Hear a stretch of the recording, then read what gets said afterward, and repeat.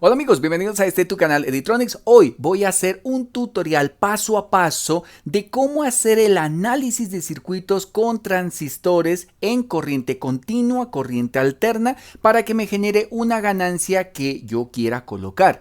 Este tema me lo han planteado varios usuarios preguntándome que cómo se hace el análisis de circuitos aplicado al diseño electrónico. Si bien no es diseño electrónico en semiconductores, es diseño electrónico en hardware que me va a permitir comprender cómo funciona un transistor. En este caso, y aquí en el canal Editronics, en el curso Electrónica Básica desde cero, indiqué cómo hacer análisis con un transistor, con resistencia de emisor, con divisor de voltaje, método Thevenin, con análisis de pequeña señal, pero siempre los libros nos plantean como el ejercicio y tal vez encuentre una variable. En este video vamos a hacer todo, absolutamente todo. Partimos de cero, vamos a encontrar los valores de los resistores, el valor de los capacitores, el transistor, vamos a aplicar la corriente, vamos a hacer la simulación, vamos a hacer el montaje y verificación en osciloscopio. ¿Será que todo lo que uno plantea a nivel de cálculos funciona exactamente en un simulador y funciona en la vida real?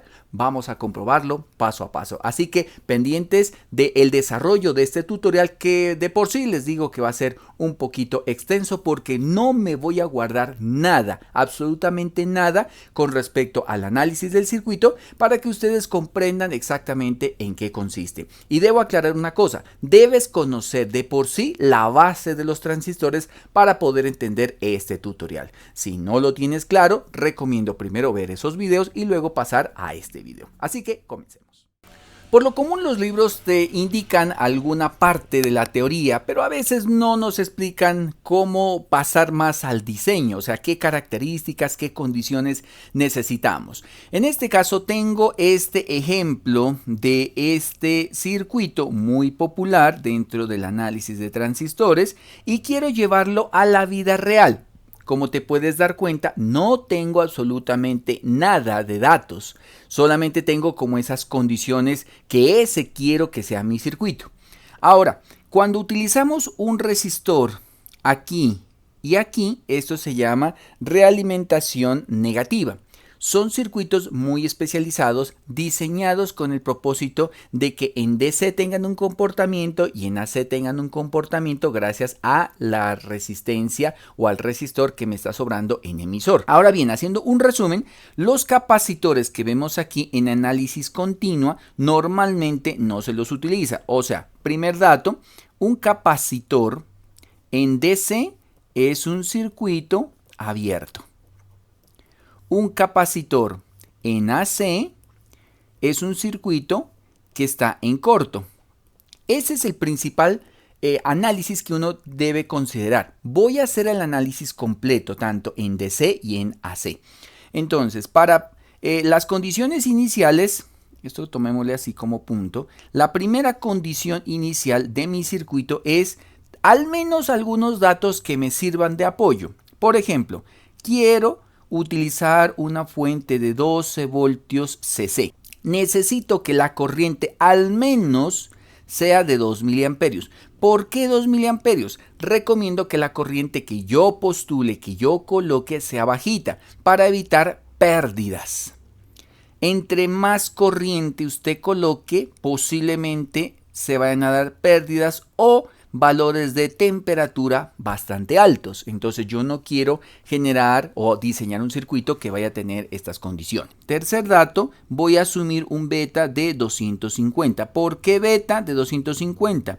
Porque voy a utilizar un transistor 3904, el cual tiene unas características ya predefinidas. Y como voy a hacer un amplificador, entonces necesito que de una vez comience en la zona activa, o sea que esté el punto Q establecido en la mitad de mi fuente de alimentación. Entonces, con estos datos iniciales vamos a comenzar a hacer el análisis. Lo primero es hacer el análisis en DC. Entonces, para mi análisis en DC, segundo punto, análisis DC. Primero partimos de la zona activa. ¿Qué es la zona activa? La zona activa es esta parte, digamos que estos son los voltajes de alimentación 0 y 12 voltios. Necesito que esté en la mitad, o sea, aproximadamente a veces C medios, esté el punto Q. ¿Y cuál es el propósito? Que cuando amplifique pueda amplificar tanto en la zona positiva como en la zona negativa de forma equitativa. Si la zona no es correcta, o sea, mi diseño, por colocar un ejemplo, es 12 voltios y yo acá solamente dejé 2, significa que él va a poder amplificar muy bien en la parte superior, pero en la parte inferior se va a saturar y se va a deformar la señal. Así que este caso yo no lo necesito. Yo quiero que esté en una zona activa o en una zona de amplificación. Si lo graficamos con respecto al punto Q, el punto Q, haciendo un resumen de esto, ya tengo un video, así que solamente lo voy a resumir, significa que debe estar en la mitad, donde de tope tengo I corriente de saturación y aquí tengo la I de colector de trabajo que necesito y aquí el voltaje colector deseado versus el VCC. Eso es el famoso punto Q, es la zona intermedia que no está ni en corte ni en saturación. Ya dicho esto, entonces aplicamos, primera condición, es aplicar que el voltaje colector emisor esté en VCC medios, o sea, tengo 12 voltios, aquí sería 2 y el resultado sería 6, así que esto va a ser 6 voltios aproximadamente y ya dije que la corriente quiero que sea de 2 miliamperios. Entonces, en este dato sería segundo. Tercer paso, calcular la corriente de base. Entonces, la corriente de base, recordemos que sabemos que I de colector es igual a beta veces I de base. Así que haciendo el despeje, sabemos que la I de base es igual a la I de colector dividido entre beta. Como ya sé que es 2 miliamperios, dividido entre 250, que es mi beta, eso aproximadamente me da 8 microamperios o 0.008 miliamperios. Entonces, si queremos ser estrictos, pues lógicamente la corriente viene así. Hacia allá va una corriente, hacia acá va otra corriente y hacia acá va otra corriente. De la parte superior tengo I de colector, de la parte inferior tengo I de emisor, de la parte izquierda a derecha tengo I de base. Entonces, aplicando Kirchhoff, tengo I de emisor sería igual a I de colector más I de base. Algunos análisis, por ejemplo Boylestad, dice que es tan pequeña que realmente solamente debemos decir que I de emisor es igual o aproximadamente igual a la I de colector. Y siendo sinceros, pues realmente solamente sería sumar 2 miliamperios más 0.08 sería 2.008 miliamperios. Así que para este cálculo yo voy a mantener esta aproximación, pero si tú quieres hacerla más exacta, simplemente aplica este principio. Entonces, haciendo ya esa aclaración, ahora vamos a pasar al paso número 4. El paso número 4 es calcular la RE. Entonces, ¿qué hace la RE en este circuito? Si nos damos cuenta, aquí hay dos RE. Para carácter de generalidad, voy a tomar una RE, digamos, sumada. Así que la RE que voy a calcular va a ser igual a RE1 más RE2. Es la sumatoria. Entonces, esto es lo que me va a dar en este momento. Como sabemos que la RE se la saca de la ley de Ohm, voy a aplicar una regla de diseño. La regla de diseño dice que necesito generar estabilidad. La estabilidad térmica, o sea, que no se caliente el transistor y que si al variar el beta no me varíe ese voltaje. Cuando tengo un circuito diseñado, ejemplo, digamos que esto es GND, y solamente tengo el resistor aquí, el resistor acá. Acá como no tengo resistor, entonces esto es dependiente de beta. O sea, el colector va a cambiar drásticamente si el beta cambia. Si el transistor se calienta, el beta cambia y cambia la corriente de colector. Así que no es un circuito estable. El simple hecho de colocar un resistor acá ya brinda estabilidad. ¿Por qué? Porque hay una I de colector, va a haber un voltaje fijo y ese voltaje hace que no fluctúe por más que el beta me esté cambiando en la parte real. Entonces hay una norma que dice que el voltaje de emisor lo podemos tomar aproximadamente igual entre el 10 al 15% del VCC con el fin de brindar estabilidad.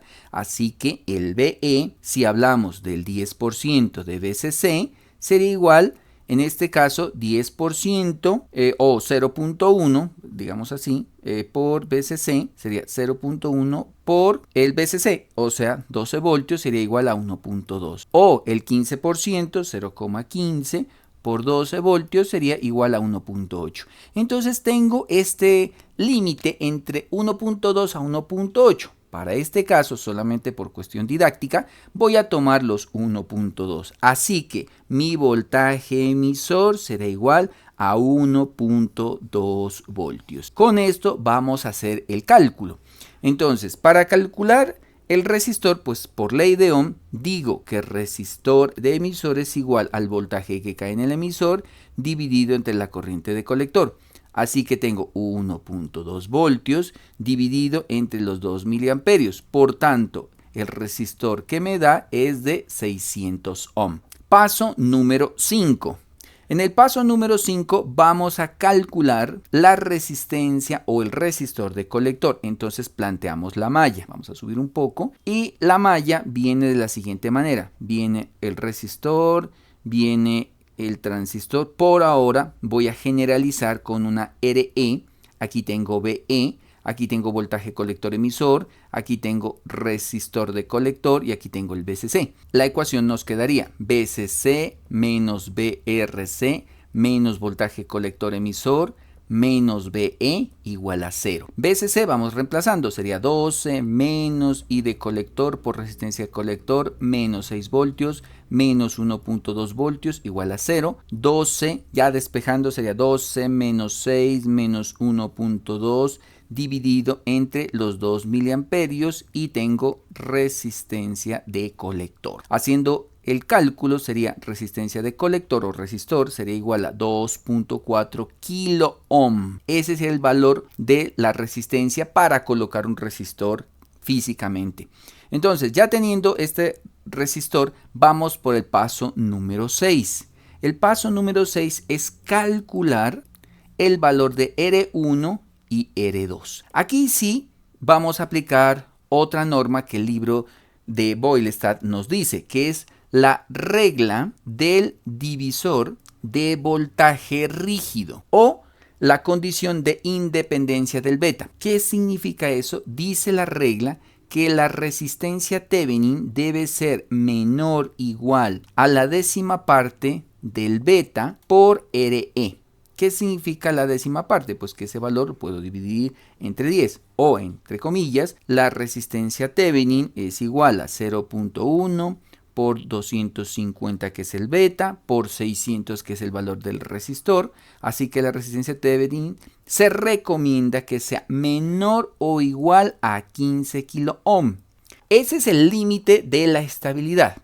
Entonces, como dice que debe ser menor o igual, en este caso, el resistor Thevenin lo voy a tomar de 10K menor a 15K. ¿Por qué menor? Porque entre menor sea, pues me brinda mejor estabilidad. Entonces, y de paso, pues es un valor un poquito más redondo que me va a permitir tomar un valor. ¿Puedo tomar 15K exactamente? Sí, pero estoy como en el límite. Así que voy a bajarle un poquito para poder tomar como de mejor manera esa estabilidad. Así que tengo la resistencia Thevenin. Entonces, si recordamos en análisis de circuitos, cuando uno tiene este dibujito, la conversión a Thevenin es igual a tener una fuente Thevenin, voltaje Thevenin, resistor, diodo y resistor o el transistor. Dicho de esta manera, vamos a plantear esa malla de ese circuito equivalente en Thevenin. Entonces, puedo decir que el voltaje Thevenin menos la corriente de base por la resistencia Thevenin menos 0.7 menos voltaje emisor igual a 0. Entonces apliqué Kirchhoff. Haciendo ya el despeje quedaría voltaje Thevenin es igual, o bueno, digamos menos 8 microamperios por 10 kilo ohm, que es el resistor Thevenin que estamos colocando, menos 0.7 menos 1.2 voltios igual a 0. Así que ya encontrando el valor quedaría 1,98 voltios. Y este es mi voltaje Thevenin que va a generar una estabilidad en el circuito. Ahora ya con ese valor, entonces ahí sí ya podemos calcular perfectamente el resistor número 1 y el resistor número 2. Entonces pasamos al paso número 7, que ya sería cuánto vale R1, cuánto vale R2. Bueno, aquí sí vamos a hacer un proceso un poco largo, que algunas partes las trataré de acelerar en la grabación. Partimos de lo siguiente: sabemos que el resistencia Thevenin, según el libro de Boylestad, es un divisor, en este caso de paralelo, R1 más R2, y el voltaje Thevenin es un divisor de voltaje, donde es VCC por R2 sobre R1 más R2. Esto es lo que los libros nos dan. Pero si quisiéramos encontrar un valor de resistor, estas dos ecuaciones debemos igualarlas y despejar un resistor. ¿Por qué? Porque yo ya tengo resistencia Thevenin, yo ya tengo voltaje Thevenin, ya tengo el voltaje de la fuente, lo que no tengo ni R1 ni R2, pero tengo dos ecuaciones. Así que de cada ecuación lo que voy a hacer es despejar R1. Entonces, en este caso comenzaré por esta que está acá. Entonces vamos a despejar. Aquí en este caso voy a acelerar un poquito el video para que lo puedan verificar. Entonces lo único que hago es pasar de un lado el R1, el R2 y comenzar a factorizar lo que más pueda.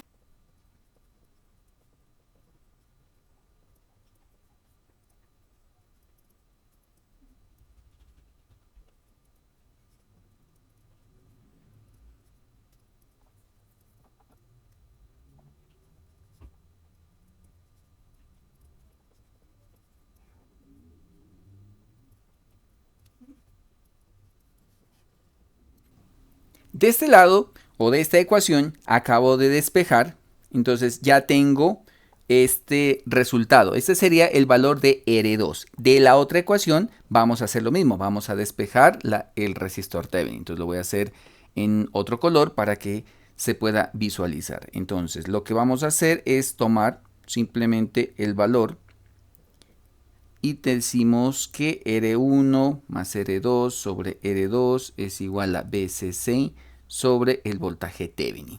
Y de aquí vamos a despejar R2.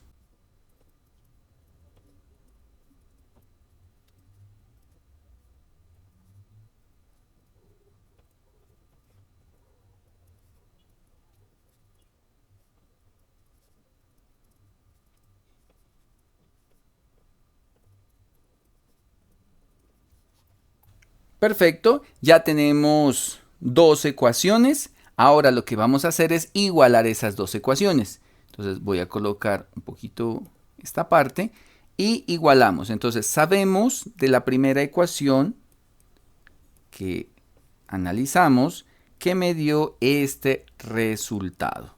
Y como los dos son R2, entonces los igualamos. Y ahora la idea es factorizar solamente el valor que me queda. Como tenemos un R1 multiplicando el otro lado de R1, entonces lo cancelamos y vamos a tratar de factorizar hasta sacar R1.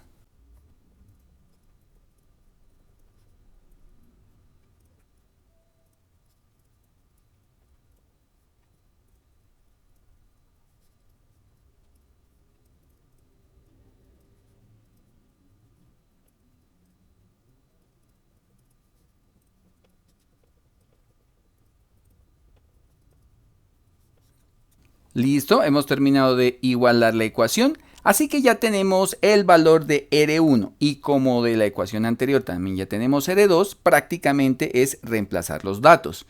Entonces, al reemplazar tendríamos que R1 es igual a resistencia Thevenin, ya habíamos dicho que es de 10K, factor de 12 voltios dividido entre el voltaje Thevenin.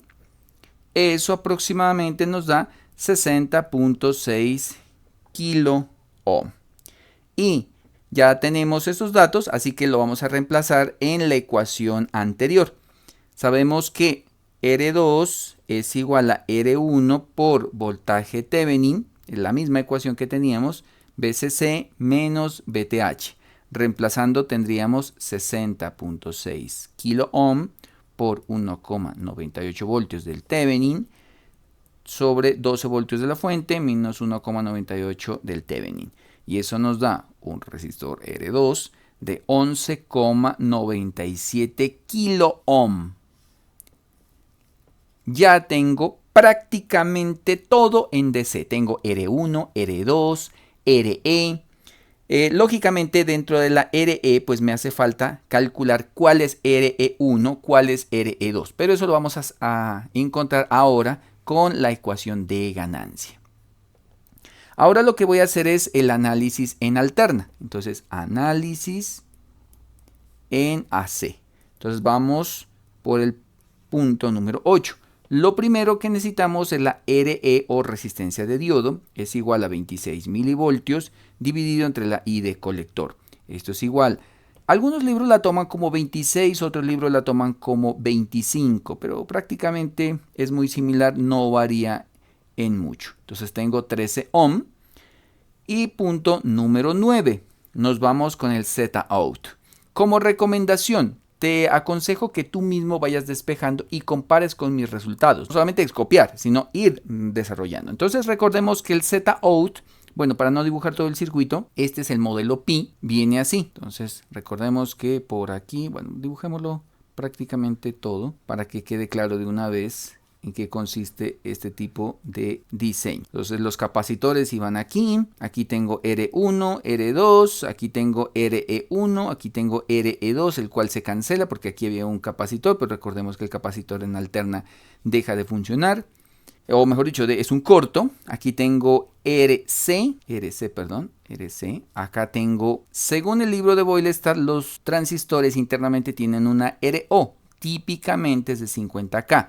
En el libro de Cedra realmente no lo asume como 50K, sino que lo calcula. Entonces, dependiendo del autor, es como tú aprendes a analizar. Este modelo Pi se encuentra fácilmente en el libro que ya les he recomendado, pero también recomiendo revisar los libros, por ejemplo, el libro de Cedra, muy buen libro, el libro de Malvino, el libro de Floyd, el libro de Boylestad, en fin. Entonces, mirando ya este circuito, solamente necesito la salida, o sea, esto es el Z-out. Si se pueden dar cuenta, están en paralelo. Así que el Z-out es igual a RC. El RC era de 2.4, pero primero dejémoslo. Z-out es paralelo, RC paralelo a RO, paralelo a RL.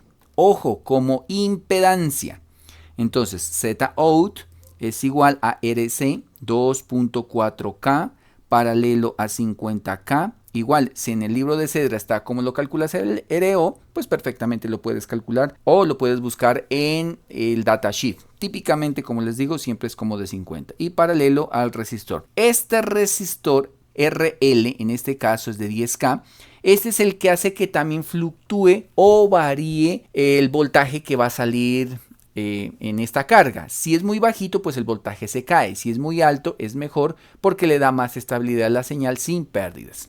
Haciendo ya como el análisis, esto sería igual a 1.86K. Recordemos que este símbolo de paralelo significa 1 sobre 2.4 más 1 sobre 50K más 1 sobre 10K. Y eso es lo que me da de 1.86 kilo ohm. Ya teniendo este dato, entonces vamos a encontrar la ganancia. Entonces paso número 10, ganancia. La ganancia en este tipo de circuitos de montajes con realimentación está dado de la siguiente manera. Ganancia de voltaje normalmente es, pues tiende a ser negativa, es igual al Z-out dividido entre la RE más RE1. Ahora, ¿por qué RE1?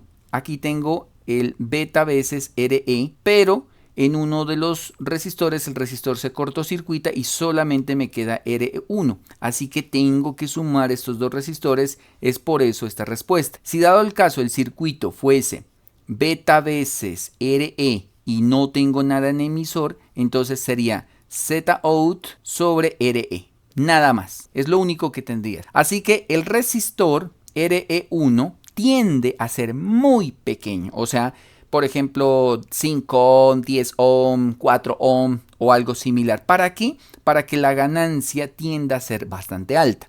Entonces vamos a encontrar a ver ese valor. Recordemos, eso tiene que ser negativo, pero para cuestión de sacar la ganancia en el número entero, vamos a tomarlo como si fuese un valor absoluto y podemos decir que necesito una ganancia ejemplo de menos 100. Esto es lo que necesito, que yo lo voy a colocar. O sea, yo como diseñador digo, quiero que se amplifique 100 veces la entrada según la salida. Esta ganancia tenía que haberla colocado desde el inicio como mi condición. Entonces, si en un ejercicio te piden, necesito una ganancia de 5, de 2 o algo por el estilo, pues aquí está el sector crítico para hacer los cálculos. Los cálculos en DC siguen siendo lo mismo. Aquí es donde vamos a variar. Dicho esto, entonces sabemos que la ganancia es 100 es igual a 1.86K sobre RE, que es 13, más RE1, que no lo tengo. Entonces vamos a despejar RE1. Sería 13 más RE1 es igual a 1.86K dividido entre 100. Así que RE1 es igual a 1.86K sobre 100 menos 13. Por tanto, RE1 es igual a 18.6 menos 13.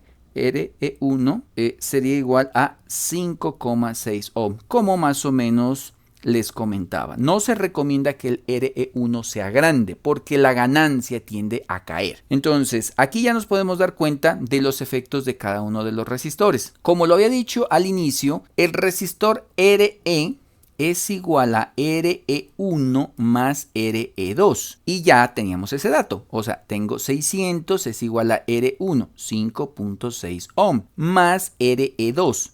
O sea que vamos a despejar RE2. RE2 sumando, restando me daría 594.4 ohm. A veces en la práctica pues nos toca tomar valores cercanos. No podemos tampoco decir que voy a tener un resistor exactamente de ese valor. Pero para cuestión de simulación sí se los voy a indicar exactamente cómo nos da, pero en la práctica va a fluctuar un poco por los valores resistivos, el valor práctico del RO, la frecuencia, el valor real de los capacitores, entre muchos factores más.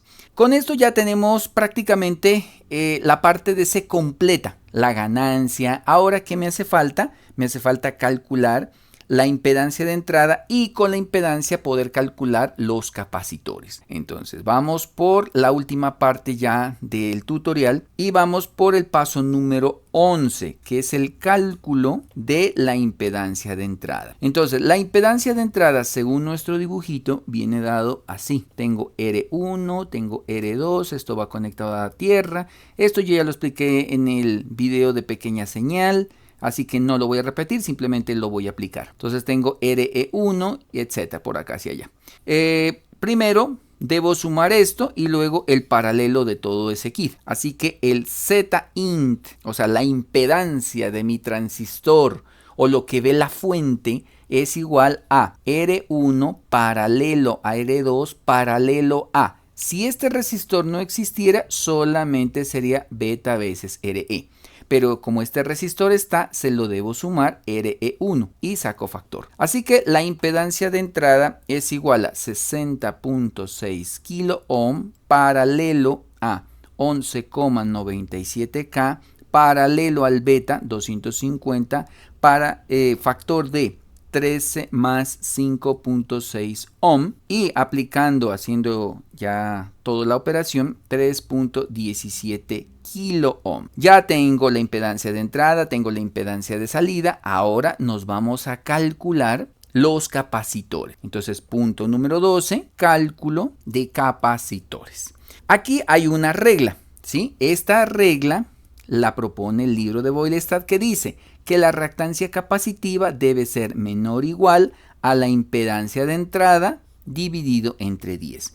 Entonces, si aplicamos esta regla, la capacitancia es menor o igual a 3.17K dividido entre 10. Esto es igual a 317 ohm. Así que la reactancia capacitiva es menor o igual a 317 ohm. Eso es lo que dice el libro.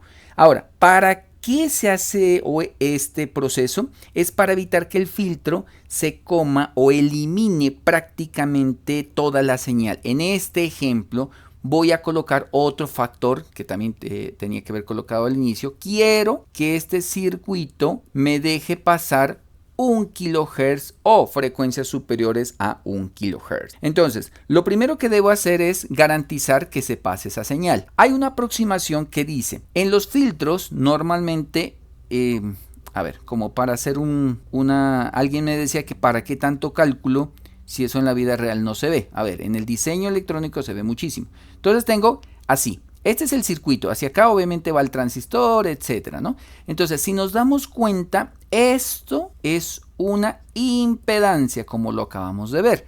Así que el circuito equivalente de eso es esto. Esto es una Z-int y esto es un C-int, capacitor de entrada. Y aquí tengo la fuente alterna.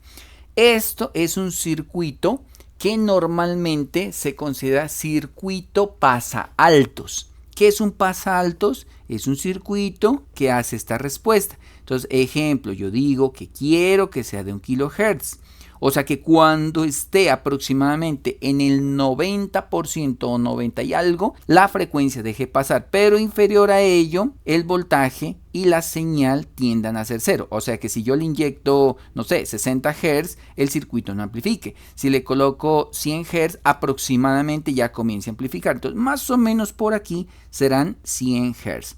Entonces, si yo calculo exactico a 1 kHz, pues va a suceder esto. 1 kHz está por aquí. Entonces voy a perder muchos datos de la frecuencia principal. Por eso, esa frecuencia debo dividirla entre 10 para que más o menos la frecuencia comience a detectarse a partir de los 100 Hz. Y cuando esté en 1 kHz, pase por completo la señal. En resumen, lo que trato de decir es lo siguiente. Necesito que la frecuencia de corte sea igual a la frecuencia que yo les estoy colocando dividido entre 10 para que se logre detectar bien. O sea, 1 kHz dividido entre 10 más o menos serían 100 Hz. Entonces mi filtro lo voy a calcular a partir de 100 Hz. Entonces, recordemos que esto es una impedancia. Esto es una XC, una impedancia, una reactancia. Una impedancia es la suma de la resistencia inductiva, capacitiva y resistiva, o alguna de las dos, o al menos dos. Entonces, esto es una reactancia capacitiva. Entonces, la reactancia capacitiva está dada por la ecuación 1 sobre 2pi por frecuencia por capacitor. Así es de forma general. Así que esta pues es la que voy a aplicar, simplemente despejando capacitor.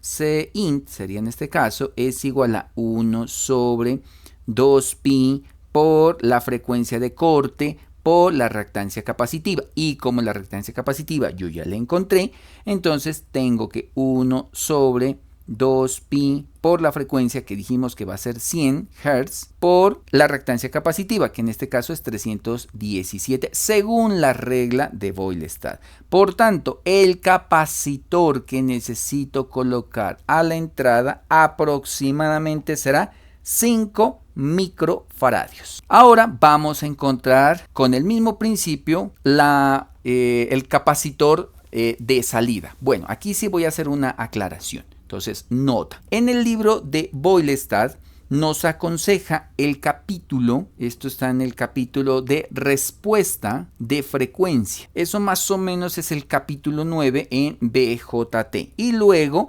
está respuesta en baja frecuencia en amplificador BJT en el libro de Boyle-Stad.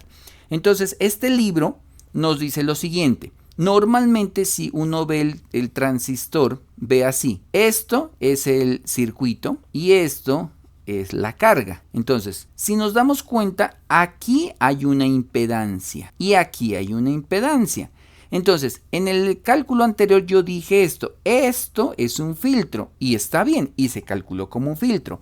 Pero acá hay una condición diferente. Mira, hay algo que está a la entrada y hay algo muy similar que está a la salida. Así que cuando se analiza, por ejemplo, en el caso respectivo de ese libro, normalmente hay que sumar la parte, aquí era la Z-in, ¿no? Acá es la Z-out. Entonces, lo que hay que hacer es tener en cuenta esta Z, pero con RL, pero no como Z como tal, sino así. Esta ya no sería Z-out, sino que lo reconoce así, RC paralelo a RO. En la Z, recordemos, Z-out es igual a RC paralelo a RO paralelo a RL. En este caso no. dice el libro que estos dos resistores para el cálculo de capacitor se deben sumar. Expresándolo en una ecuación me quedaría que el capacitor es igual a 1 sobre 2pi por factor de RO paralelo a RC, como les acabo de mencionar, pero más RL, no paralelo, o sea que no es sobre Z out, por la frecuencia de corte. Vuelvo, repito, ¿por qué? Porque está visto desde dos perspectivas, desde la salida de la impedancia hacia un capacitor y el capacitor viendo digámoslo así, la resistencia de carga. Entonces, esta es la aproximación que el libro nos da, se lo recomiendo, está más o menos creo que en el capítulo número 9.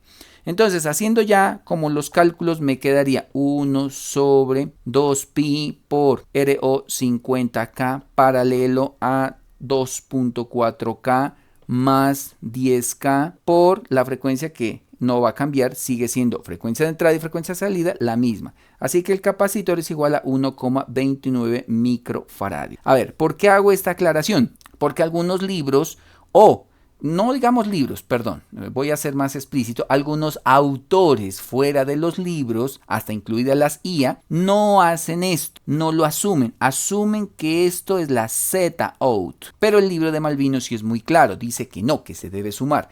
Así que el capacitor, si tú lo haces, ejemplo, fuese típico, sería así, 2pi por Z-out por frecuencia de corte, así lo toman desde la IA hasta algunos autores. Y según el libro de Boylestad, esto está mal. Entonces, esto no debe ser Z-out, sino así, con sumatoria. O lógicamente, pues el capacitor va a dar más grande. Ahora, eso difiere en algo bueno. En el cálculo y simulación difieren un poquito, pero en la vida real a veces uno no toma un 99, sino que toma un capacitor un poquito más grande. Digamos, ejemplo, de 10 microfaradios o de 47 microfaradios, porque los autores dicen que se recomienda colocar los capacitores un poco más grandes de lo que el cálculo me dio, o por lo menos uno de 1.29 no lo encuentro en el mercado, tengo que colocar uno mínimo de 10. Entonces, a la larga, los dos principios tienden a ser un poquito iguales siempre y cuando yo sea consciente de lo que estoy mencionando. En uno se sumó y el otro se mantuvo en paralelo. Y por último, vamos a tener en consideración la resistencia de emisor. Bueno, en resistencia de emisor, o sea, el capacitor de emisor que va a ir ahí, RE1, algunos autores lo toman por método de aproximación. ¿Qué es el método de aproximación? El método de aproximación es que diga lo que hemos dicho en las reglas anteriores, que el capacitor sea, no sé, 10 veces menor al resistor R2 o a la impedancia de entrada o algo similar. Entonces, ¿este método de aproximación funciona? Sí, sí funciona porque se basa en el método exacto, solamente que lo aproximan un poco más. Yo voy a tomar tal cual dice el autor. El autor dice que el capacitor debe ser calculado de la siguiente manera. Dice que, según ejemplo, voy a colocar acá, resistencia de emisor, voy a hacer esa claridad, vista desde el transistor, entonces voy a hacer así.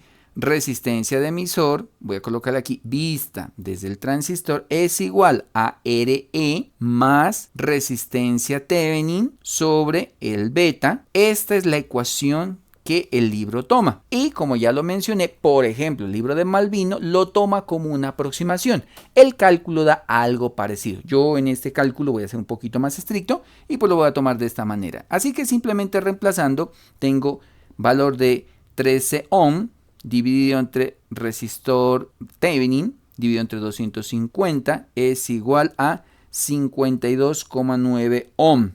O sea, esta es como ese resistor y dentro de los cálculos CE sigue siendo la misma ecuación, 1 sobre 2pi por la frecuencia de corte por el resistor, en este caso de emisor de vista desde el transistor. Pero todos los autores nos dicen que debemos dividirla en la décima parte, entonces dividido entre 10. Así que CE es igual a 1 sobre 2pi por la frecuencia por 52,9 dividido entre 10. Y eso aproximadamente nos da 300,6 faradios. Y con esto hemos terminado todos los cálculos de nuestro circuito. En resumen, ¿qué tenemos? Tenemos el siguiente circuito. Aquí hemos terminado el desarrollo del circuito y al final lo que nos planteamos es lo siguiente: la ganancia de voltaje es igual al voltaje de salida sobre el voltaje de entrada.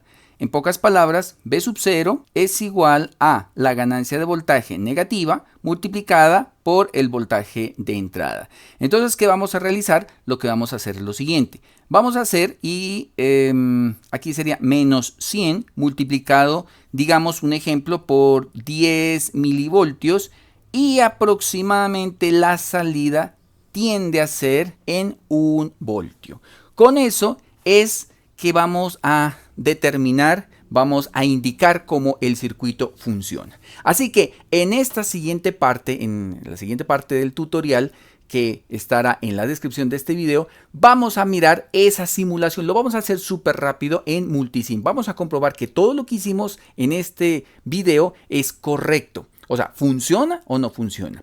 Cabe recalcar que a veces las simulaciones toca tomar los valores ideales y a veces suele fluctuar un poco, pero vamos a tratar de colocar hasta los valores que acabo de analizar en el circuito que sean lo más próximo posible. Así que vamos con la siguiente parte para que miremos cómo nos funciona este circuito.